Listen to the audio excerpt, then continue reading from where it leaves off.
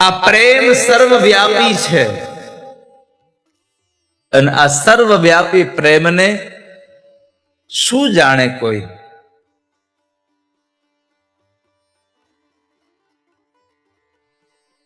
અત્યારના પ્રેમની વાત નથી હો, આ તો રાધા કૃષ્ણના પ્રેમની વાત છે. અત્યારનો પ્રેમ તો કઈ બાજી પડ નક્કી જ નહીં.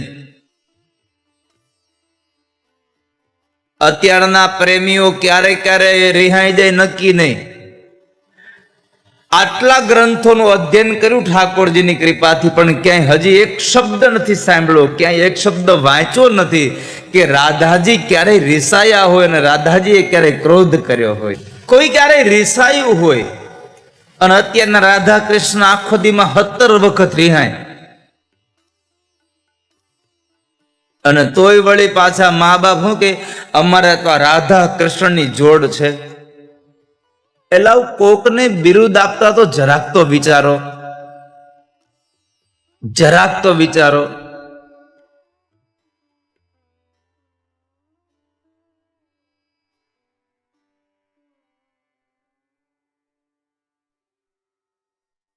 એમ બિરુદ ના આપશો કોઈને.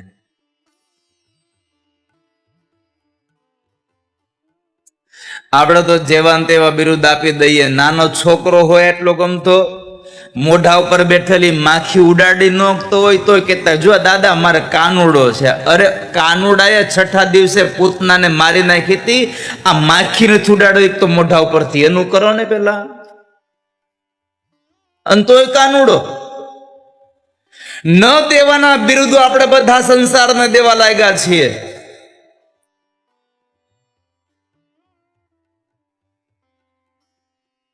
એમાં વળી બેનો તો પાછા ક્યાં સુધીના બિરુદ આપી દે. સીતાને તોરણ રામ પધાર્યા, હાથમાં ગજરો લઈને ધ્રુજતો હોય, અને આમથી દીકરી હાર પહેરાવા આવતી હોય ત્યારે બેનો ગાતા હોય સીતાને તોરણ રામ પધાર્યા. દીકરી કહેતા હોય મને પૂછો રામ છે કે રાવણ? કેટલી વાર ફોનમાં બાંધો મારી યારે. સીતાને તોરણ રામ પધાર્યા. જેવાન તેવા બિરુદ ના આપશો કોઈ દિવસ.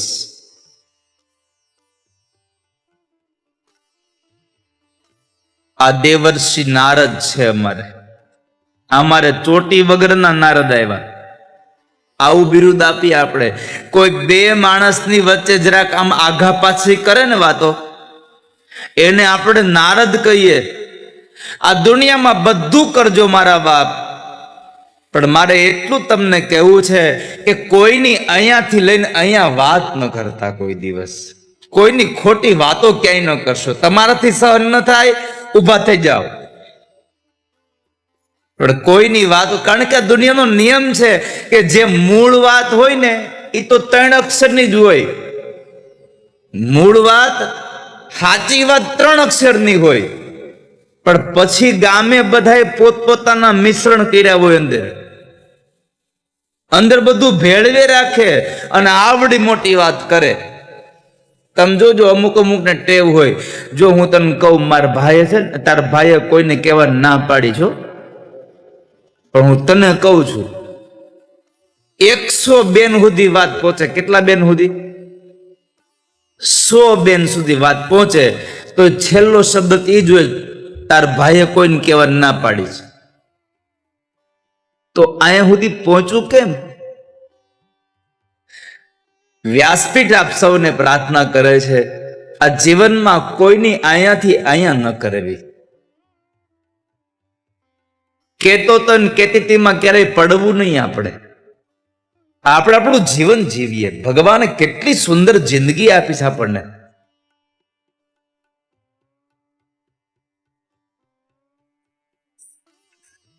એ કેતો તો કેતીમાં પડશો ને ક્યારેક કેમ કે આ મને કેતો તો તે દી પછી મોઢું નહીં રે, તે દી પછી તમારી પાસે જવાબ નહીં હોય દેવા માટે, પછી ગેંગે ફેફે થાઓ. એટલે હજી પ્રાર્થના કરું છું આપ સૌને કે જિંદગીમાં ક્યારેય કોઈની આઘા પાસી ન કરવી, ક્યારેય કોઈની ખોટી વાતોને ભેળવી અને કોઈના મોઢે લઈ ન જવી, કોઈને ઉતારી પાડવા માટે ક્યારેય આપણે આપણી આ શક્તિને વાપરવી નહીં ક્યારેય પણ. બની શકે તમારી શક્તિ કોઈકને મોટો કરવા માટે વાપરો, કોઈને નાનો કરવા માટે તમારી શક્તિ ન વાપરો. જિંદગીમાં ક્યારેય પણ આવું ન કરશો વાલા.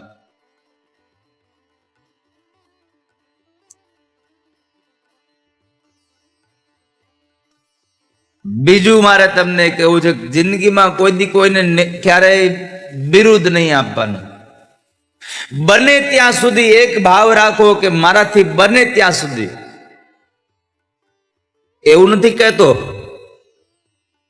કે હું સાચું જ બોલું છું, આવું રાખવું, પણ જિંદગીમાં રાખવું બને ત્યાં સુધી હું ખોટું ન બોલું ક્યારેય. જરૂર પડે કે કોઈકનું આમાં અહિત થઈ રહ્યું છે મારું સાચા બોલવાથી, ત્યારે એના હિતને બચાવવા માટે થઈ અને જૂઠું બોલી જવું પડે તો બોલી જાજો. બાકી કારણ વગરના ખોટા ગોળા ફોકવા હાટું તમે ખોટું ન બોલ્યા કરશો ક્યારેય. પણ અત્યારે તો દુનિયાનો નિયમ થઈ ગયો છે, ખોટું બોલે એનું જ હાલે છે. ખોટાનો જ જમાનો છે, ખોટું બોલ્યા કરે માણસ, ખોટું ન બોલશો.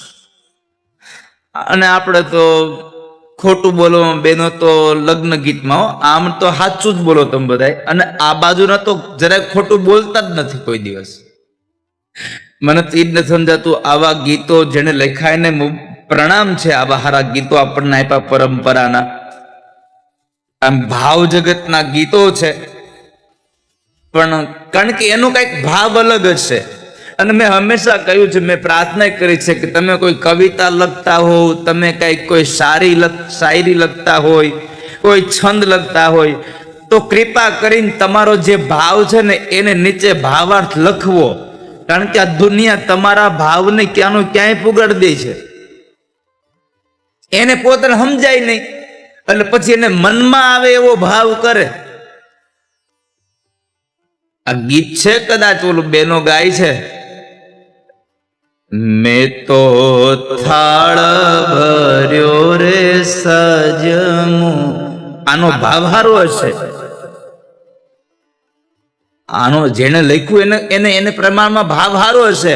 પણ આપણે તો ન્યા જ લઈ જવાનો ને કે ચાકડો વધાવા જાય ત્યારે થાળ ભર્યો. આવું ગીત ગાય તમારા બાજુ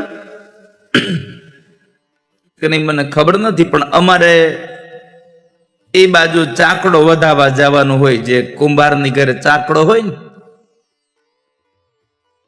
એ ચાક વધાવા જવાનું હોય ત્યારે એને ગીત ગવાતું હોય, મેં તો થાળ ભર્યો રે સજ મોતી ડે.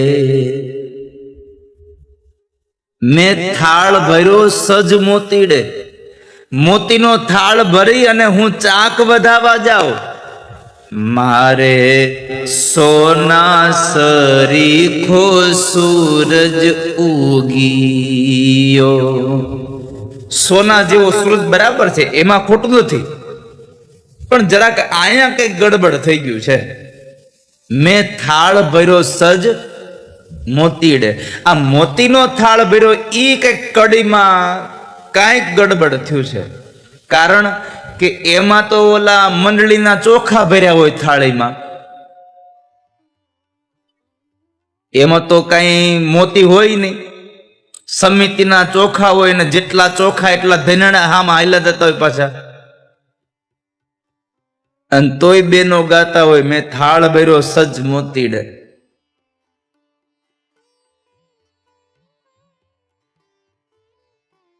પણ એ તો કઈક પરંપરા કઈક અલગ હશે મારી, મને એનો કઈ વિષય નથી મારો, અને કોઈની આલોચના નથી આવતો. એટલે મેં પેલા કહ્યું કે જેને લખ્યો એનો ભાવ કઈક અલગ હશે.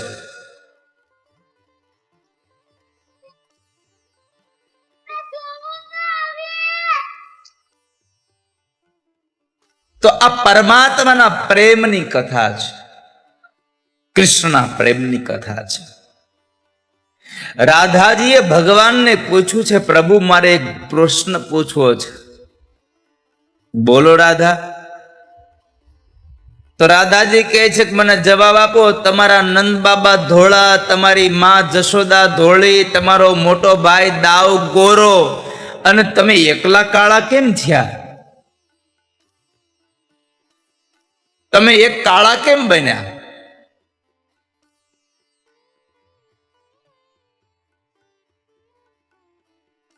રાધાજી પૂછે છે વાત,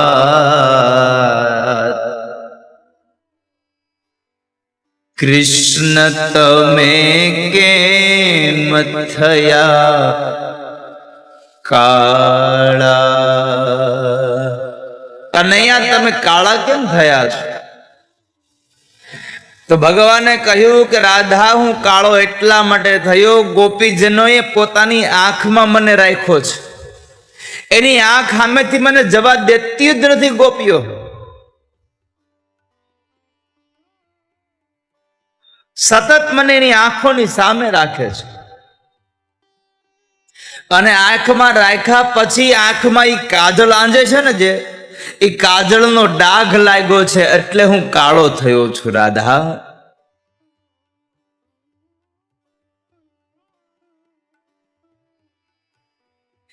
બેવ જણા પ્રેમની વાતો કરે છે. એટલે પછી રાધાજી કીધું, કનૈયા એક વાત કહું પ્રભુ, બોલો રાધા. તો કહે છે, તમે આટલા કાળા, હું આટલી રૂપાળી, તોય આપણા બેની જોડ કેવી જામે છે? હું રૂપાળી છું, તમે કાળા છો. કાનુડો કાળો કાળો, રાધા છે ગોરી ગોરી, તોય આપણા બેની જોડ કેવી જામે છે? સાચી વાત છે રાધા, પણ હે કૃષ્ણ, તમે મારી જેમ રૂપાળા હોત તો આપણી જોડ હજી કેટલી જામત? ભગવાન કે સાચી વાત છે, પણ રાધા હું કાળો છું ને એમાં તારે ફાયદો છે. રાધાજી જણા છટકાયા, એમાં મારે શું ફાયદો, તમે કાળા છો તો? ભગવાન કે જો રાધા તારે ફાયદો એ છે કે હું કાળો છું એટલે આખી દુનિયા તારી સામું જોવે છે. વિચાર કર, હું ધોળો હોત તો તારી સામું જોવો તો કોણ? તારો વારો જ ન આવત.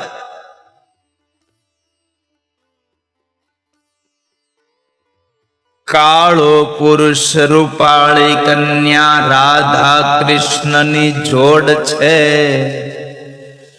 મૃત્યુ જોવા આવે અને જરાક કન્યા એમ કે નાના હોય તો બહુ સાંભળો છે, એટલે તરત આપણા ઘરના બેનો શું કે, હવે કાળા તો કૃષ્ણ હતા. એ પણ કૃષ્ણ હતા, આ થોડો કૃષ્ણ છે?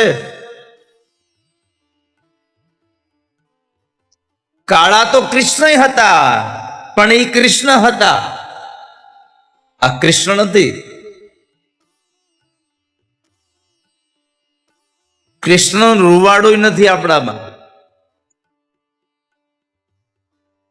ત્યારે